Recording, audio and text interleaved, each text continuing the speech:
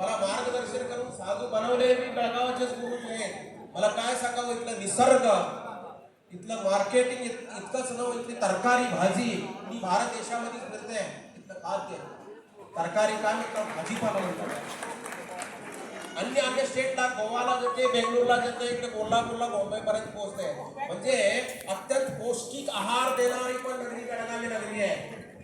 केवळ संस्कार तेवढंच नव्हे, शुद्ध फुट, इंडियन फुट, भारतीय फुट देणारी नगरी पण आपली बेळगावी आहे.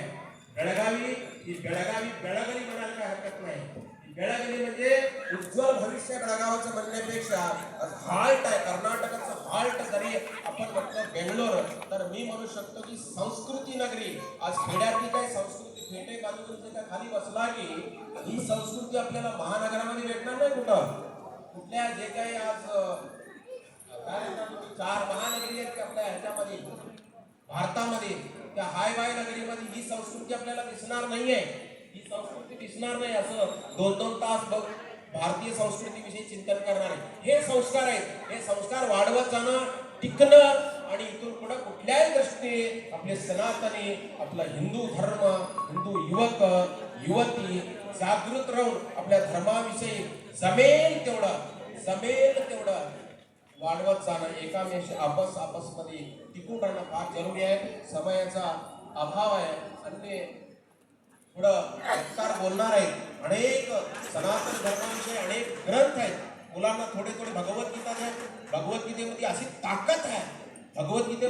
ताकद आहे की अर्जुन सारखा महारणांगणामध्ये मला काही नको, मला धर्म नको, काही नको म्हणून झोपलेला मनुष्य, षंड तसं जाऊन झोपलेला मनुष्य, कार्पण्य दोषो कहत स्वभावा ह्या बुद्धीनं झोपलेला पडलेला मनुष्याला भगवद्गीता सांगितल्यानंतर, सनातन धर्माविषयी सांगितल्यानंतर तो म्हणतो की नष्टो मोहा स्मृतिर्लब्धः तत्प्रसादाय मच्युतः स्थितोस्मि गतसंदेह करिष्य वचनम तव.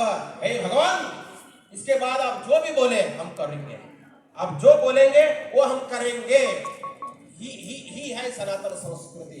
जो भगवान निर्देश करतो, जो गुरु निर्देश करतो, जे आई वडील निर्देश करतात, त्यांच्या वाटेखाली चालणारे पुढे भविष्यामध्ये काहीतरी होऊ शकतात. त्याला एकमेव उदाहरण अर्जुन आहे.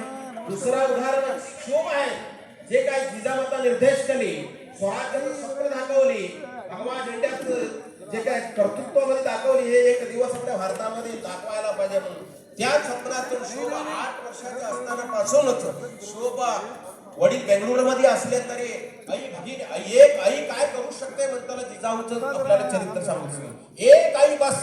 एक आई जरी जिजाऊ सारखी आई झाली तर भारतामध्ये स्वराज्य निर्माण करण्याचा पुत्र देऊ शकते. एक आई. मग ह्या भगिनी माझ्या सगळ्या जिजाऊंचा एक जरी शक्ती घेतल्या तरी हिंदवी स्वराज्य जे काही निर्माण करून गेलेत ना, त्याचं पुढं वाटचाल करण्याची फक्त नारी शक्ती जरी तयार झाली तरी भरपूर आहे. पुरुष शक्ती त्याची पाठीने साथ दिला तरी भरपूर आहे. म्हणून संस्कार वाढायचे असेल, संस्कृती वाढवायची असेल, मुलांना घडवायचं असेल तर मुख्य भाग म्हटलं तर मातृदेव भव, आईचं कर्तव्य आहे. त्यामुळं आईसाहेब तुम्हाला विनंती करतो, मुलांना चांगलं शिक्षण द्या, परंतु शिक्षणाबरोबर संस्कार द्या. मुलांना दुर्व्यसनापासून, दुष्टव्यसनापासून, त्या व्यसनापासून दूर ठेवा. चांगल्याच्या संगतीमध्ये द्या, चांगल्या विचारांच्या संगतीमध्ये द्या मुलांना. नक्कीच मुलं तुमची एक दिवस छत्रपती शिवाजी महाराजांच्या पावलोपावली चालल्याशिवाय राहणार नाही.